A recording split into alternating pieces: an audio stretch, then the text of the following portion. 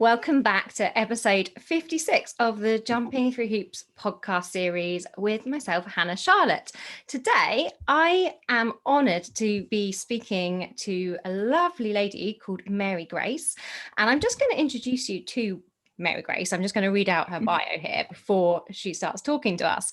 So Mary Grace is a self-love coach, and she is the founder of Self-Love Medicine.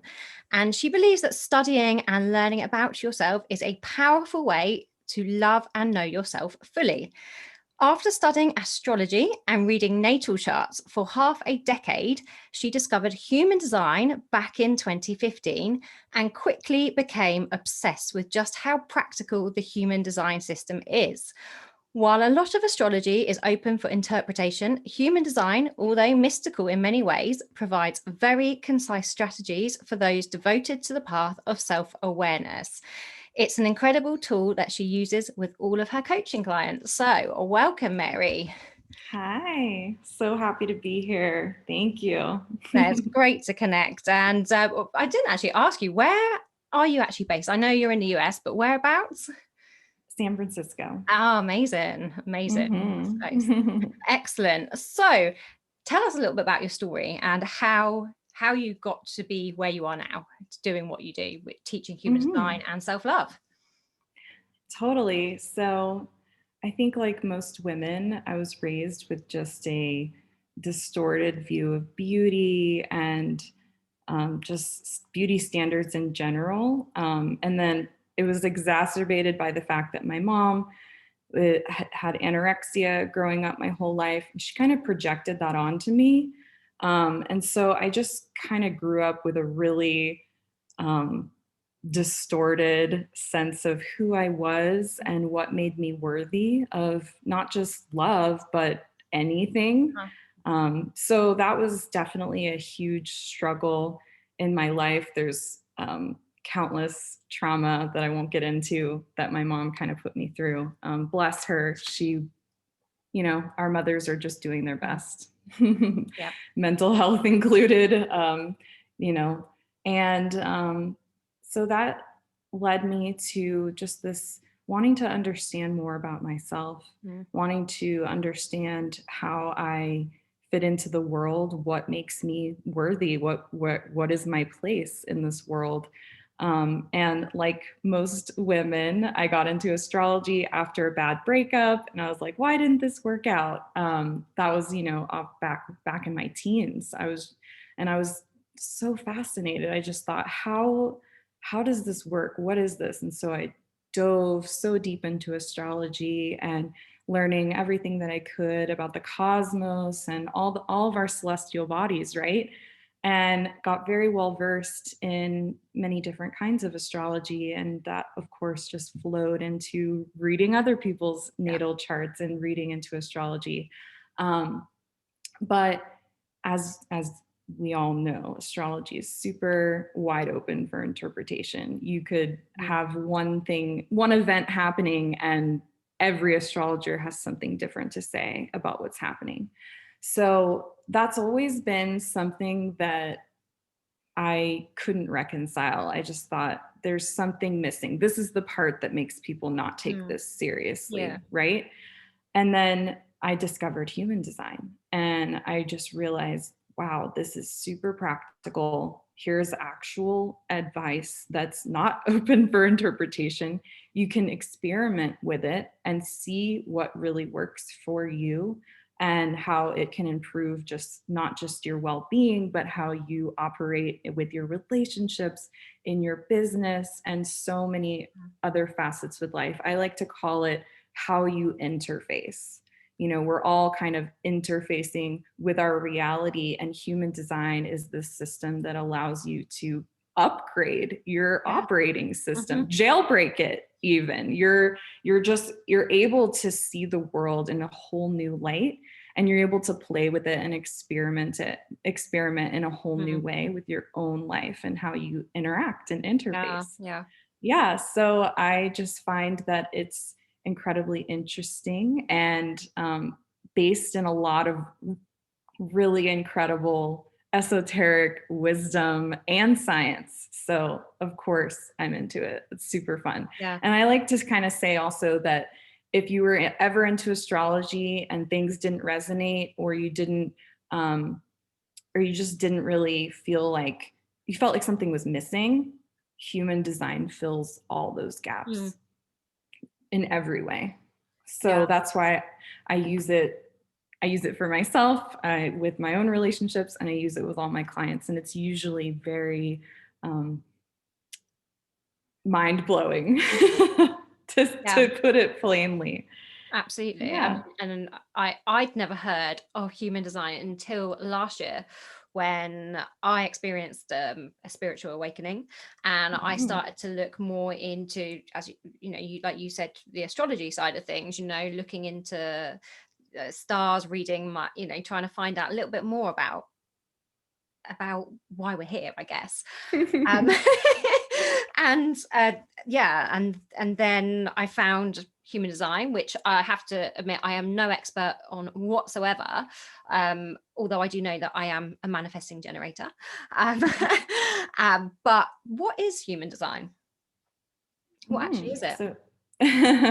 So human design is a system, and it draws from four main kind of wisdom teachings. One of them is astrology. And then we also use the Hindu chakra system, as well as the Kabbalah and the I Ching. So the I Ching has 64 hexagrams. And so you'll see that in a human design chart, there's 64 gates.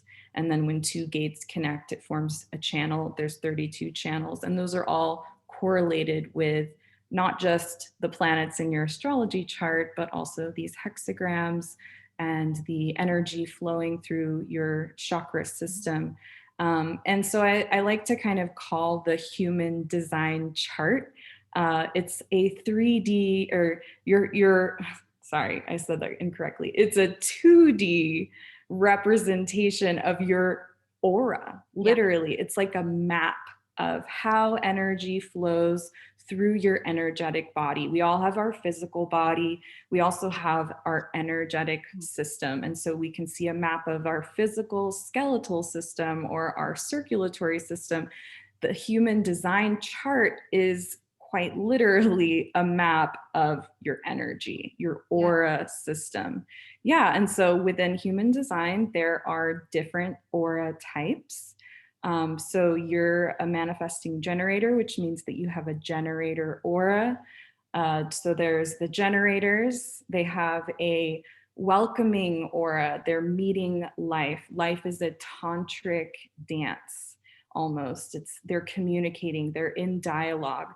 A generator is the type of person who the love of their life shows up at their front door one day. Like they didn't actually have to go out into the world. Like that's a generator aura. Things are coming and things are going. If you've ever seen like a Taurus, I mean, all auras are kind of like a Taurus, but the generator aura is like things are coming and going and coming and going. And so that's kind of how you can think of a generator aura. And so as a manifesting generator, you're a hybrid type.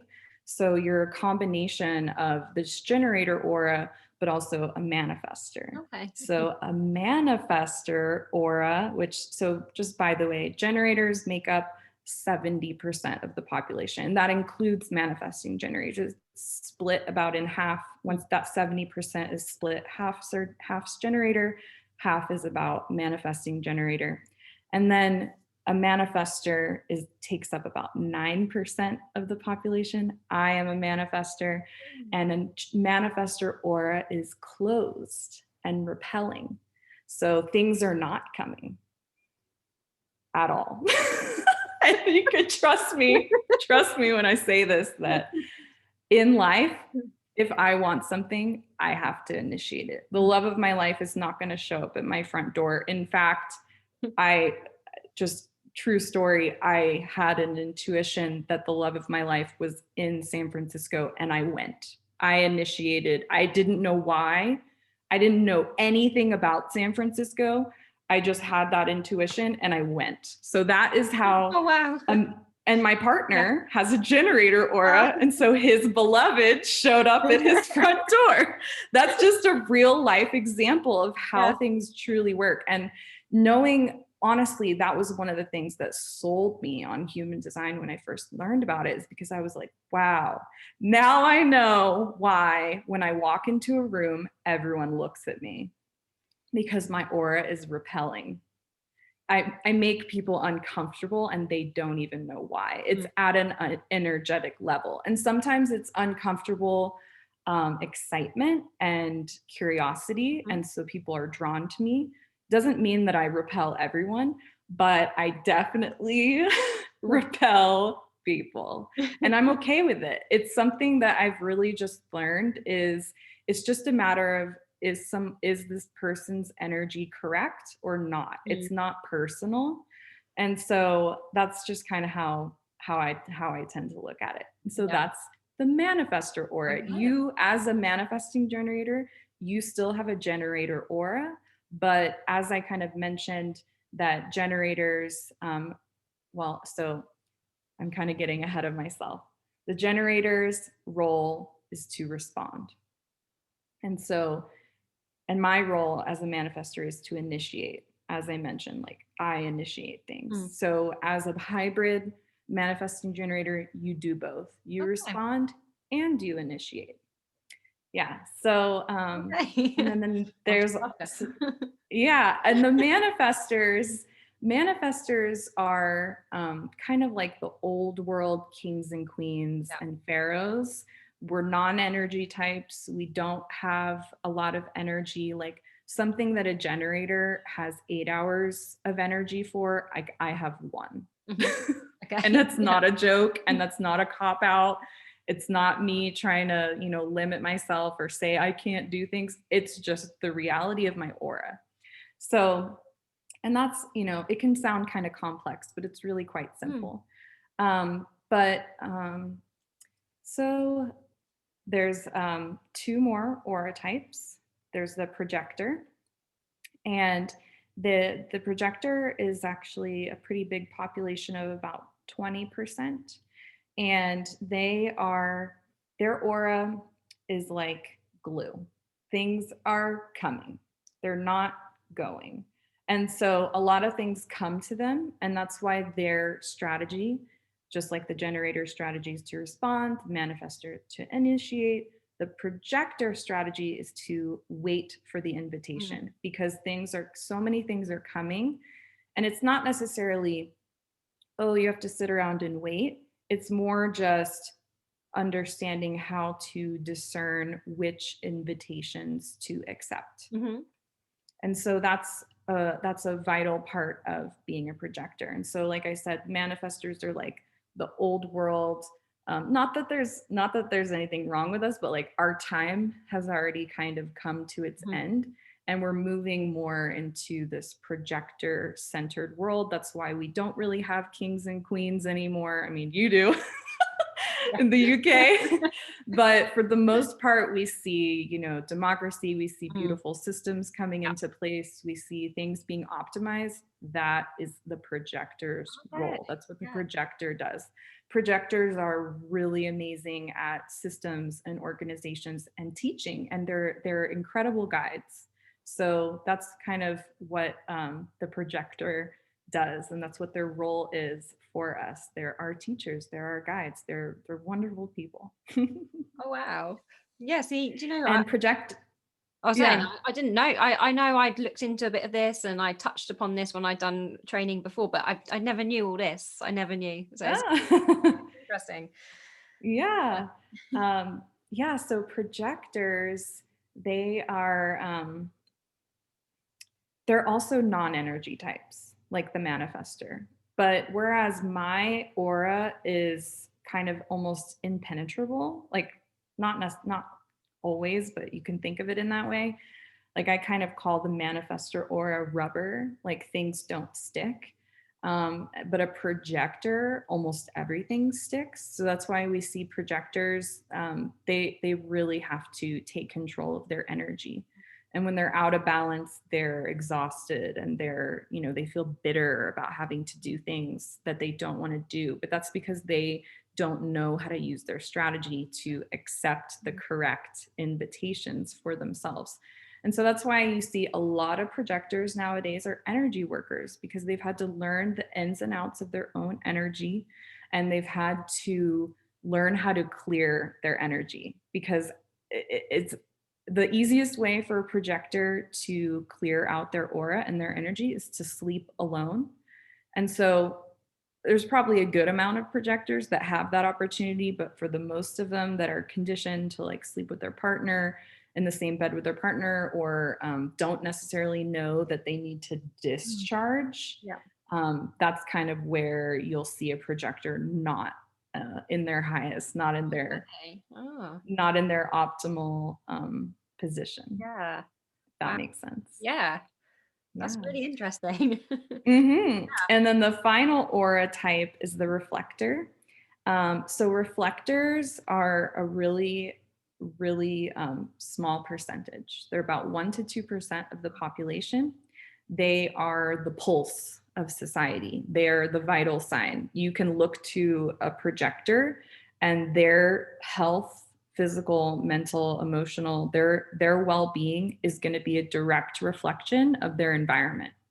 So, a reflector that was raised in a healthy environment will be a little bit healthier, whereas ones that kind of were in a not so great environment, they tend to almost be kind of like on the fringes of society. Sometimes they experience mental health issues, addiction, homelessness. So these are, and obviously this is not, I'm not saying all projectors are like, all reflectors are homeless or something. I don't mean that at all. I just mean that they're going to directly reflect their environment. So if they grow up with an alcoholic parent, it's very likely that they're going to be an alcoholic. So that's just an example. And like I said, these are, I did kind of mention that astrology is more up for interpretation. These are, in a sense, kind of, my words explaining these teachings. So I could be slightly, maybe not everyone would fully agree with what I would say, but I think that that's a basic understanding of the aura types. Okay, so there's 4/5 then, if you count the sort of the manifesting generator, which is kind of the combination of the manifestor and the generator. Wow. So why should people kind of find out what they are? Like, how is this going to help guide them in life, in business, in every aspect of their lives, really? How can identifying what archetype you are help you in life? So the most important thing for you to learn in human design is your strategy. So like I kind of mentioned, the generator strategy is to respond, the manifestor initiates, or the manifestor informs, actually, they inform. The projector waits for the invitation, and the reflector actually waits an entire lunar cycle, which is about 29 and a half days. So they have it's a very interesting strategy, but I actually have known some reflectors who they don't even have to really try with their strategy. It just kind of happens naturally. They're just lunar beings. They're in tune with the moon. They don't have to really try. So if you meet a reflector, you'll probably notice that things in their life happen in about the length of a lunar cycle, which is, I always find it really interesting. So human design is an experiment. So say you were brand new, you went and looked up your chart, you see, okay, I'm a generator. My strategy is to respond. What does that mean? You start to experiment with it. You start to experiment with different responses, right? Or do I need to respond to this? A lot of the time when you see things trending on social media, it's the generators. They're responding to everything. They saw someone else post something, and so they have to post their response. And so what a generator in their power is doing is deciding what to respond to and understanding that their response is where their power lies. So I like to kind of break up the word responsibility. Like we see the word responsibility defined almost as burden. Like this is like, these are my responsibilities.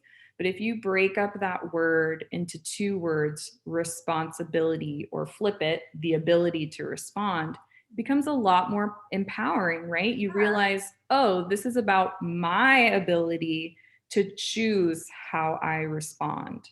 Oh, I love And that. so when you're not in your strategy as a generator, you'll feel frustrated. So that's an easy way to experiment with human design. Find your strategy, start to experiment with it. Like mine is to inform. Okay, so if I want to do something that might affect the lives of the people around me, I need to inform them first. It's not asking for permission, but it's letting them know, hey, this is going to be happening. I'm just letting you know. So the child, for example, that wants to shave their head, maybe they go shave their head and piss off their parents. But if they're in their strategy, they say, hey, mom, I don't want you to freak out, but I'm going to shave my head. Does that make sense? Yeah. And so what do we see happen if the child just goes and shaves their head, doesn't tell their parents? Anger. So that is how a manifester can tell if they're not using their strategy. They're angry, or they're making other people angry. So that is actually, so these two things go hand in hand. There's always going to be like a strategy, and then there's almost kind of like the how you can tell that you're not in your strategy. It's like the opposite. Yeah. For a projector, they're waiting for the invitation, right? And if they are accepting every invitation that comes into their life, they're going to eventually end up doing something that they don't want to do, and they're going to feel bitter about it. So that's how a projector knows that they have accepted an incorrect invitation. They feel bitter. They don't want to do it.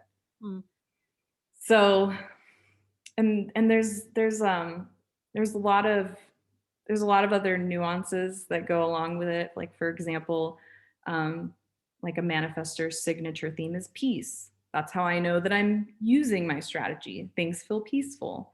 If a projector feels successful, that's how they know they're using their strategy. So there's kind of like those three things that anyone who's new to human design can figure those three things out right away and experiment with them. They don't even need to look at the gates, the channels, the profile.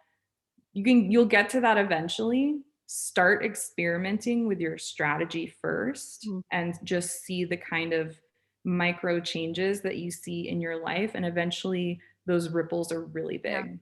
Okay. So just for example, I'm just trying to, because the manifesting generator one is a bit confusing, isn't it? Because it's almost like a contrast almost, but then they're it's two together. So as a manifesting generator, how would I know what to respond? How would I respond? Which one? The generator, how would they know? Both. Yeah. So you are informing people in your life when you're going to do something that might affect them, and you're choosing what to respond to. When you're not using your strategy, you may feel frustrated. You also may feel angry.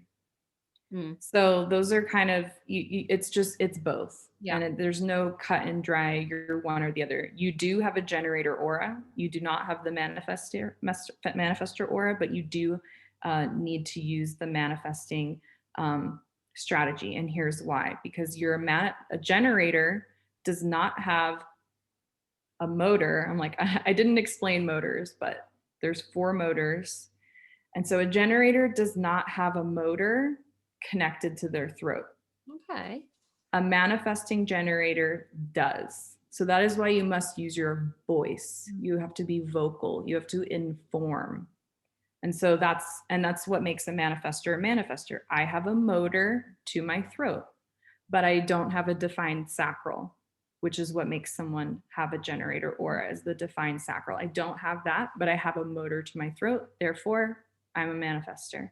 I am also supposed to use my voice. It doesn't mean that if you don't have this, you're not supposed to use your voice. Obviously, we're humans. We all have a throat chakra. We're all supposed to be using our voice, but it's all just about the strategies around how to use these different energy centers within us so that we can have more, more self-awareness, more self-love, and most of all, self-compassion, which is what allows us to have compassion for other people. Yeah. And I guess live a more kind of aligned life as well. And for business as well, for business owners, this is going to help them know how to project themselves, to how, to, as you say, use their voices, and also, if someone's in the middle of a launch, or it's how they would go about that. You mentioned which archetype was the one where you wait the lunar cycle again? Which one was that? A reflector. Yeah. So if someone, a business owner's a reflector, then it's making that decision, and you're waiting on that lunar cycle, like not straight away, isn't it? Like, which one is straight away? The manifesting generator is the one that it's like a yes or no straight away type of thing, is it? With vision? So we could go on and on. So that gets a little complex, because, so as I kind of mentioned, if you're new to human design and you just want to start experimenting with your strategy, and then once you do that for a little while, then you can start to experiment with your authority. And so what you're kind of mentioning, what you're talking about, which you don't realize it, is authority. Yeah. So for the whole gut feeling thing, like immediately knowing yes or no, is actually a lot more rare than people think. It's kind of almost a cliche at this point. Like, what does your gut say? Like, listen to your gut. The only people that really get those immediate yeses and nos are people with a defined, well, not just defined spleen, but a splenic authority, what's called splenic authority. So in the Hindu chakra system, there's 7 chakras. In the human design system, there's 9. And there's 2 extra, but one of them is the spleen, and it's from the solar plexus splitting. And basically the solar plexus is its own thing still, obviously, but now we also have the spleen. And so most people have emotional authority. I would say that's probably the highest percentage. You have a defined solar plexus, then you have emotional authority. And that whole like gut feeling, yes or no thing doesn't work if you have emotional authority, because emotional authority is actually about waiting. Yeah. You have to ride an emotional wave. You feel the excitement about responding, but you have to have the self-control and the self-awareness to know I should not respond right away. I need to wait. Whereas the splenic person, they will know right away. And that's the thing that I think it's a big relief to a lot of people when they learn about this and they learn that they have emotional authority. It's like, oh, okay, so that's why I never have like a clear-cut yes or no. It's actually a relief, because my whole life I thought, why don't I have this thing that's mentioned in movies or mentioned by everybody? Just listen to your gut. Like, you'll know, like that whole statement, which is floating around the coaching world, like, if it's not a fuck yes, it's a fuck no. Like, I'm sorry, but blanket statement generalizations like that are false. Yeah. And it's just not how it works. Absolutely not. Nope. No. Because for me personally, nothing is ever a fuck yes. No. With emotional authority, nothing. And that's like, and I hope somebody with emotional authority is listening right now and going, oh, thank God. Like, praise the goddess that I know that nothing will be a fuck yes for me. And it's not a bad thing. Maybe you might be bummed for like half a second, but it's actually good, because now you know that you're not going to feel that. And so you can start to look for what what your feelings are for actually are for a yes. Mm. Does that make sense? Yeah, absolutely. And actually, I'm so pleased you said that, because that's something, I kind of talk with my students about in my coaching program. And that's something I've kind of personally experienced as well, is kind of listening to that intuition and that gut feeling. Like, why is it not coming up for me? Like, why is it not a straight away yes or a straight away no? It's meant to be, like, surely it's meant to be. We're told that it's meant to be, but it's not. Sometimes it can take weeks and, a long time to kind of figure stuff out. Like, people tell you, like, listen to your intuition, the answer will come to you. But it can take a while. Yeah, it can take. Yeah. It's not a straight away yes or no. Yeah, totally. And, just while we're on the subject of intuition, this is a big thing that I teach with my students as well, is like, we all have seen the Hollywood version of intuition. It's the gut feeling, it's the very specific premonition or vision of the future that, helped save the main character's life. And that's just not how intuition works. It would be really nice if intuition came with instructions and on a silver platter, but everyone's intuition is so different. And that is actually another really unique thing about human design. I can look at your human design chart and I can find clues for what your actual intuition is. So I can find out if maybe your intuition comes in the form of smell and scent, or whether you're maybe you're clairaudient, you hear things, and maybe you are clairsentient, you feel other people's feelings, like the classic empath. But some people feel animals or plants, they don't feel other people. So that's the thing, is that there's such a wide spectrum of how intuition works, especially paired with authority. And like I said, it's all just an experiment. It's all just, you have to look at your human design chart, see what what sticks out to you. Obviously start with your strategy and then go on to the authority and just start to experiment. How, like, what if I were to try this out? Maybe this is right, and I can see, what works for me. Yeah. So yeah, that's an important part of just learning about human design in general, is that it's an experiment, and it's an active experiment that you have to actively participate in. You can't just read like, oh, okay, my strategy is this, my aura is this, and then that's it. You don't actually participate. Yeah, you actually have to kind of practice it for a while and see how it kind of aligns and works for you, I guess. Absolutely. And if you're a manifester like me, for example, I don't want to inform. Like, it's actually against my nature to inform, because it does kind of feel like asking for permission. It does. And when, especially in a relationship, it does open the door for them to respond with their opinions. Yeah. So it's not always fun, but the harmony that you receive for experimenting with it and for participating in your strategy is priceless. It's palpable. You feel it, because you either feel the peace or you feel anger. Right. And so those contrast so much that it becomes quite obvious when you're experimenting properly, when you're actually participating or not. Yeah.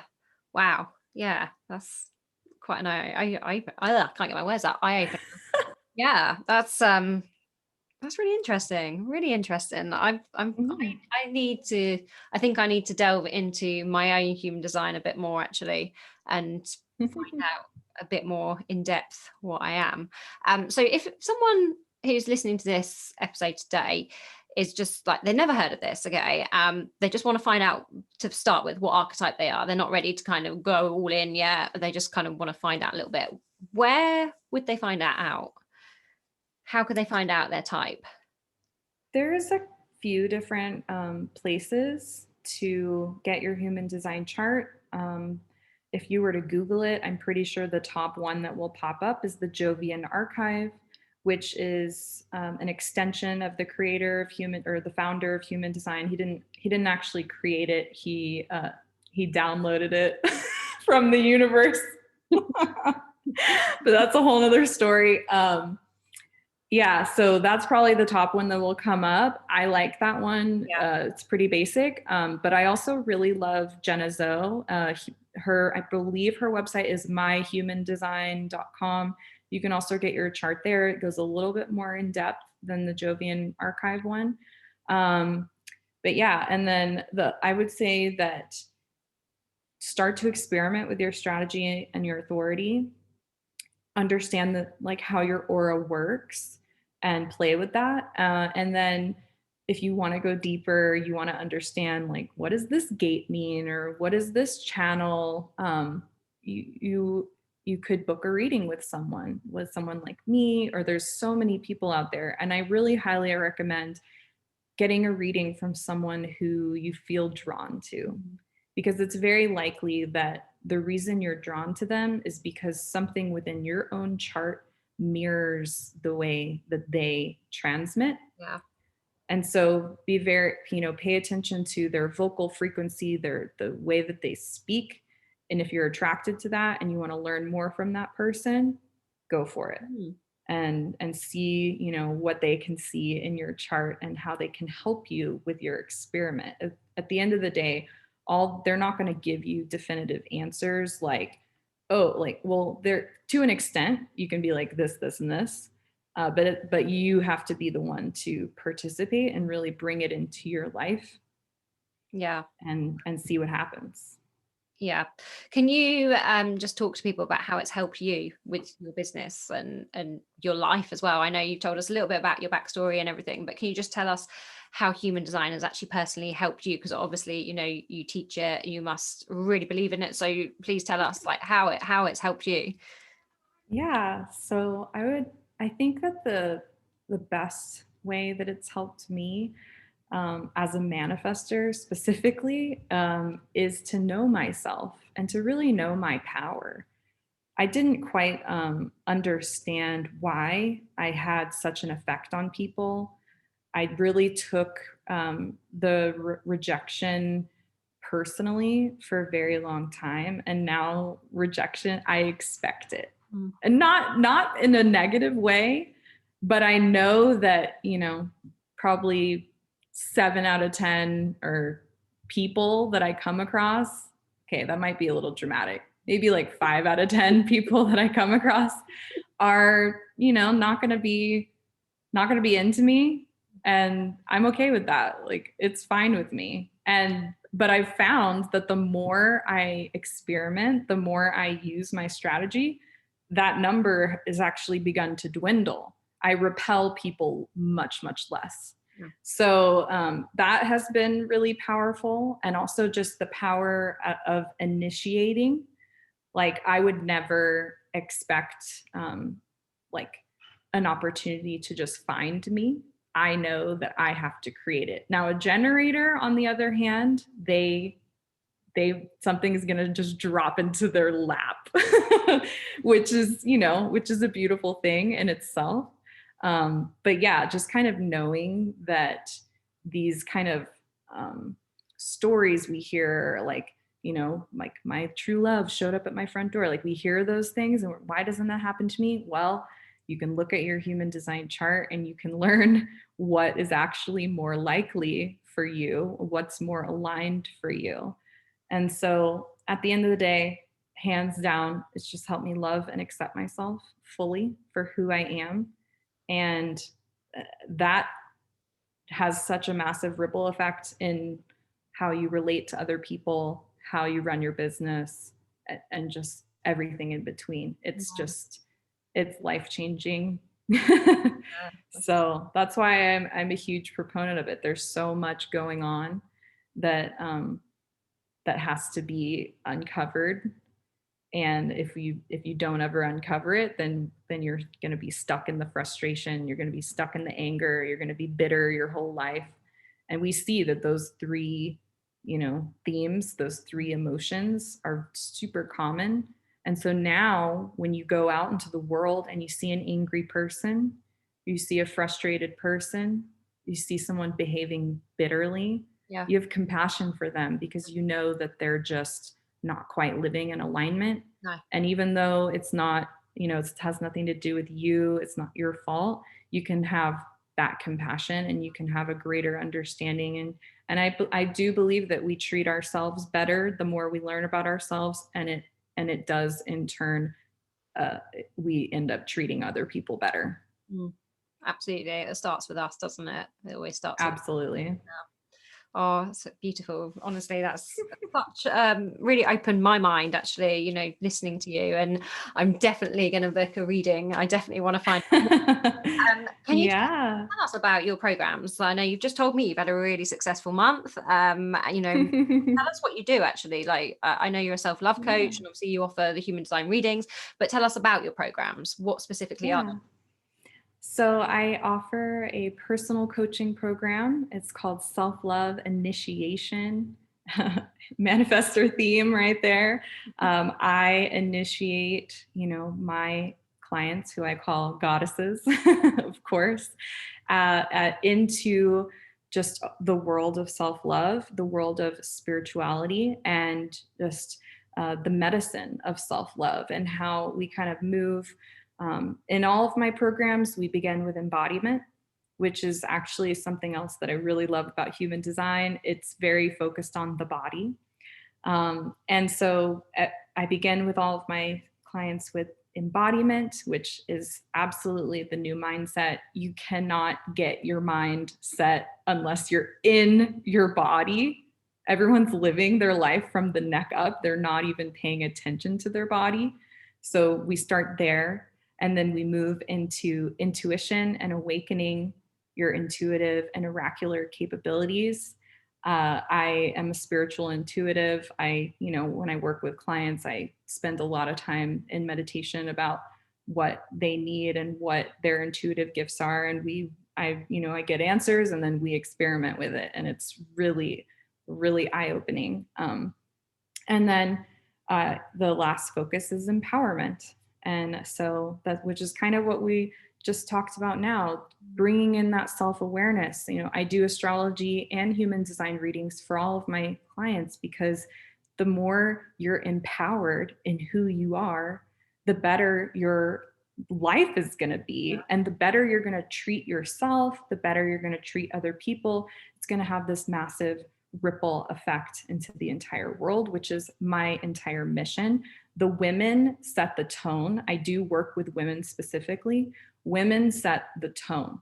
The mother, the matriarch, they set the frequency for their family, their relationships, their community, and it ripples out into the entire world. So we have to make love and self-love our sacred chant, so that is what is rippling out into the world. So that's my personal coaching program. And I also do group coaching. It's called Self-Love Awakening. It's really a spiritual awakening that I bring a whole group through. We do a number of things. We do Kundalini yoga, of course, because it's just so critical if somebody's never experienced clearing out their aura, clearing out their energy field. It's really powerful to do in an awakening, setting. Yep. And we also do readings. We learn about how to experiment. We study different goddesses. And so those are my two programs that I'm running right now. And then as well, I do just human design readings for people, or astrology readings. I think that both, I still love astrology. I just feel like it's just missing things, and human design fills all those gaps. So wow.